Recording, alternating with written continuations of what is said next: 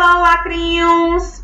Sejam todos muito bem-vindos a mais uma aula remota da disciplina de Ciências. Eu sou a professora Alusca Soares e eu estou aqui hoje para falar para vocês sobre o reino protista, que é o segundo grande reino que nós vamos estudar.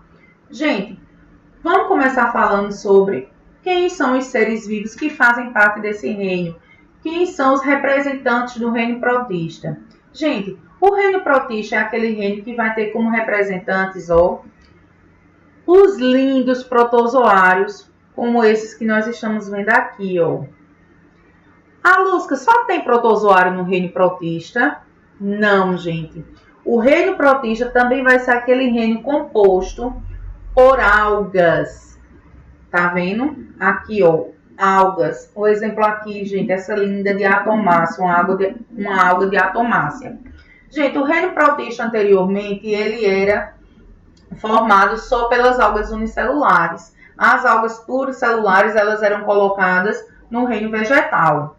Agora, com a nova classificação, o reino protista vai ser aquele reino que vai ter como representante não apenas os protozoários, como também as algas uni- e pluricelulares. Tá certo? Então, anota aí quem são os representantes do reino protista e vamos estudar cada um desses seres vivos e por que eles são tão importantes. Então, vem comigo. Gente, aqui eu tenho para vocês, mais exemplos, tá vendo?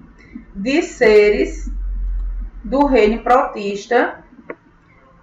Aqui eu tenho um protozoário bem lindo, certo? Ele é formado por vários cílios. Ele tem um habitat dele na água doce e ele é o paramécio, certo? O paramécio que vai ter lá o vacúolo contrátil e o vacúolo pulsátil, que vai expulsar a água, que vai ter um mecanismo bem legal, certo? Aqui nós temos, as algas unicelular, exemplos de alga unicelular. E aqui nós temos exemplo de algas pluricelulares. Então, aqui eu trouxe para vocês todos os representantes do reino protista. Os protozoários, as algas unicelulares e também as algas pluricelulares, gente. Vamos falar um pouquinho agora sobre as características dos seres do reino protista. Vamos lá. Quando falo para vocês dos seres do reino protista, o que é que eu tenho que saber, Alus? O que é importante que eu saiba? Gente, sempre que eu falo para vocês assim sobre o reino protista, vamos lá. O reino protista vai ser aquele reino que pode ter seres vivos unicelulares, ou seja, aqueles seres vivos que vão ser formados apenas por uma única célula, como, por exemplo, as algas unicelulares, como nós também vamos ter seres pluricelulares, que são aqueles seres formados por várias células, certo? No caso aqui do reino protista, nós vamos ter algas pluricelulares, que são algas que vão compor esse reino. Então, representantes do reino protista unicelulares, nós temos quem? Os protozoários e algumas algas. E como representantes do reino protista pluricelulares, nós vamos ter algumas algas, certo? Depois vamos descobrir quais são as algas unicelulares e quais são as algas pluricelulares, tá certo? Gente, outro ponto importante acerca do reino protista é que ele vai ser o primeiro dos 5 reinos a apresentar um tipo de célula que nós chamamos de célula eucarionte. Eu quer dizer verdadeiro, carionte, célula. E nós vimos que as células eucariontes são aquelas células que têm o seu núcleo bem organizado, que tem lá uma membrana, que é chamada de membrana nuclear, separando o núcleo do citoplasma. Nas células do reino Monera, isso não existia. Era uma célula procarionte. Agora não, essa célula já é uma célula organizada. Já é uma característica evolutiva que os protozoários têm em relação ao que o reino protista tem em relação ao reino Monera. Tá certo? São eucariontes. Em relação à nutrição, à obtenção do alimento, dentro do reino protista nós vamos ter seres que vão ser autótrofos, ou seja, são aqueles seres vivos que vão conseguir produzir o próprio alimento, certo? E nós vamos ter, como por exemplo, as algas, né, que realizam fotossíntese e por realizarem fotossíntese são autótrofas, são a base das cadeias alimentares, como nós já falamos. E nós vamos ter também, gente, representantes do reino protista que são heterótrofos, que não conseguem realizar fotossíntese, que não conseguem produzir o próprio alimento, tendo que obter o alimento do meio no qual eles estão inseridos. Então, quem são esses seres heterótrofos? São os protozoários, certo? Outra característica importante do reino protista, gente, é que eles podem ser de dois tipos. Nós vamos ter os protozoários e as algas de vida livre, que são aquelas que vivem sem causar nenhum prejuízo ao ambiente no qual eles estão, não causam doenças, certo? E nós vamos ter protozoários, gente, que são parasitas. Protozoários que, por serem heterótrofos, não conseguirem produzir o próprio alimento, esses protozoários vão parasitar outros seres vivos para retirar desses seres aquilo que eles necessitam para a sua sobrevivência. Entenderam até aí? Gente, então, como exemplo de seres do reino protista que são autótrofos e conseguem realizar fotossíntese, nós vamos ter um tipo de alga unicelular, que é chamado de euglena, certo? Nós vamos ter as algas também diatomáceas, que estão dentro desse reino protista. Nós vamos ter os dinoflagelados, que também conseguem realizar fotossíntese, são autótrofos, certo? Nós temos as algas pluricelulares, aqui, ó, certo? Como exemplo de alga pluricelular, nós temos a alga verde, nós temos as algas vermelhas, as algas pardas, embora sejam formadas por muitas células, também realizam fotossíntese e estão dentro do reino protista, são representantes do reino protista, ok? Temos aqui, gente, os protozoários, que eles são todos unicelulares e todos eles são heterótrofos, eles não conseguem produzir o próprio alimento, certo? Como eles não conseguem produzir o próprio alimento, eles fazem o quê? Parasitam o corpo de outros seres vivos, causando doenças. Há exemplo aqui, ó, do Trypanosoma cruzi, que é o protozoário causador da doença de Chagas, certo? Temos aqui, ó, o protozoário ciliado, que vive na água doce, que é o paramécio. O protozoário que não tem estrutura de locomoção, que é o protozoário Plasmodium sp, que é o causador da malária, certo? Então, são todos heterótrofos unicelulares. Todos os protozoários são heterótrofos e unicelulares, causadores de doenças. Ok? É disso que eles sobrevivem. Gente, o reino protista, ele é um reino que ele tem... Nós estudamos o reino Monera e vimos que o reino Monera é formado pelas arqueobactérias, bactérias e cianobactérias. E essas bactérias, elas são classificadas de acordo com a forma que elas apresentam. No reino protista, os protozoários, eles vão ser classificados de acordo, ó, com a sua estrutura de locomoção, certo? Então, nós vamos ter o primeiro grupo de protozoários, que são aqueles protozoários que vão se locomover por pseudópodes.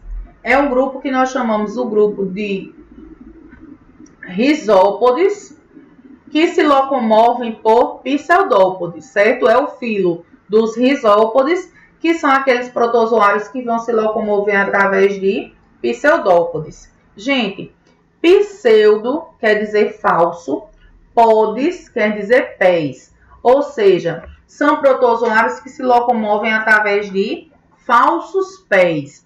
Esses falsos pés, gente, eles são uma estrutura gelatinosa, é uma continuação do citoplasma. Esse citoplasma, por ser gelatinoso, ele vai permitir que o protozoário ele jogue esse citoplasma para frente. Ele joga uma parte do citoplasma para frente tanto para se locomover quanto para capturar alimento, enquanto a outra partezinha fica para trás. Aí ele vai jogar outra parte do citoplasma para frente de novo, enquanto a outra parte fica para trás.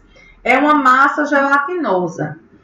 Que tem, quem é que vai, qual é o protozoário, Augusta, que vai se locomover por esses pseudópodes, por esses falsos pés? Um grupo de protozoários que nós chamamos de amebas. É tanto que se você fizer uma correlação aí no seu juízo, tem um brinquedinho que é chamado amoeba. Esse brinquedinho amoeba, ele é uma geleinha, né? E essa geleinha que é a amoeba, você pega, você joga, você puxa, você estica, você consegue manusear essa amoeba. Esse nome amoeba vem de quem? De ameba, minha gente. Porque do mesmo jeito que a amoeba ela é gelatinosa e você estica e puxa, a ameba também. A ameba ela tem pseudópodes. Esses pseudópodes são estruturas semelhantes à da amoeba, que serve tanto para locomoção, como também serve para captura de alimento. Certo? Aqui nós temos o exemplo de pseudópodes, ok? E aqui, dando continuidade às estruturas de locomoção dos protozoários, nós vamos ter um filo de protozoários, que é o filo dos ciliados, certo?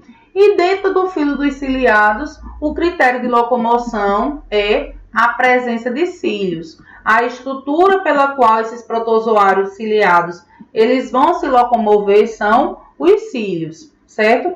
Esses cílios eles são semelhantes aos cílios que nós temos nos nossos olhos, certo? Eles são curtos e numerosos. E o típico representante de protozoário ciliado que nós temos, gente, é aqui, ó, o paramécio, certo? O paramécio ele é um protozoário que vive na água doce. E por viver na água doce, ele tem duas estruturas muito importantes para a sua sobrevivência, que são os vacúolos, certo? Os vacúolos contráteis e pulsáteis, certo? Responsáveis pela eliminação da água. Eles também vão ter, gente, a citofaringe, que é essa estrutura aqui, pela qual eles conseguem se alimentar, certo? E eles vão ter aqui também, ao final, uma estrutura que é o citopígio, que é o local de eliminação das fezes, certo? São formados também por dois núcleos. Nós vimos que todos os seres vivos têm membrana, citoplasma e núcleo. O paramécio, ele é binucleado. Ele é um protozoário ciliado formado por dois núcleos. O micronúcleo, que vai ser responsável pela reprodução desses seres, e o macronúcleo, que é o responsável pelas funções vegetativas, como respiração, excreção, certo? Então, a segunda estrutura de locomoção dos protozoários, os cílios. O terceiro filo é o filo dos protozoários, gente, flagelados, certo? O filo dos flagelados. E no filo dos flagelados, esses protozoários eles vão conseguir se locomover graças à presença de flagelo.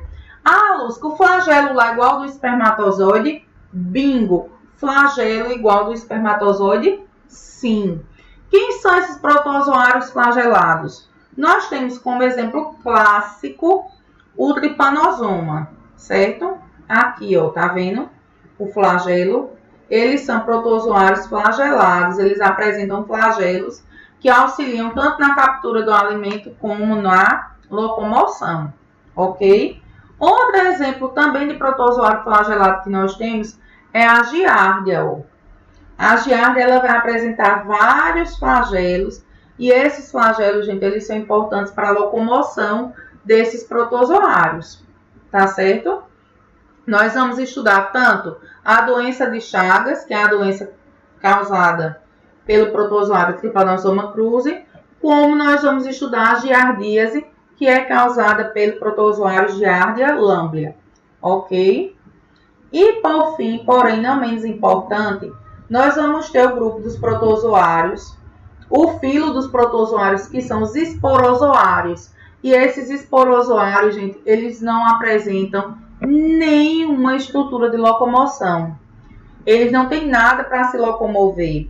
Se eles não têm nada para se locomover, eles não têm como. Obviamente, esses é que vão ter que ser parasitas mesmo, certo?